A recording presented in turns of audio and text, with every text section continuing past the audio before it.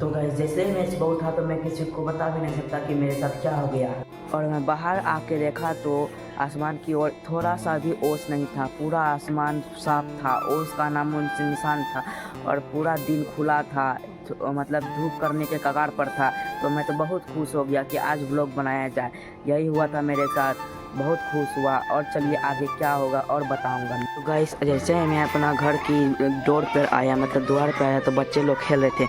ये कौन सा गेम है देख सकते हैं गाइस, बताइए आप लोग कमेंट में ये कौन सा गेम है। गेम लेके खेल रहा है, इधर लाठी लेके मार रहा है, कमेंट में बताइएगा गाइस। तो गाइस मैं खाना वाना खा के एकदम पूरा रेडी हो गया हूँ। तो आज की लॉन्ग व्लॉग नहीं होगी क्योंकि आज आधा ही लॉन्ग व्लॉग बनेगी। आज मेरी जर्नी यहीं तक थी। तो गाइस मेरे इस व्लॉग को लाइक करें, कमेंट करें और सपोर्ट करें, मुझको सपोर्ट करना ना भूलें। तो मिलते हैं अगले व्लॉग में, बाय गाइस।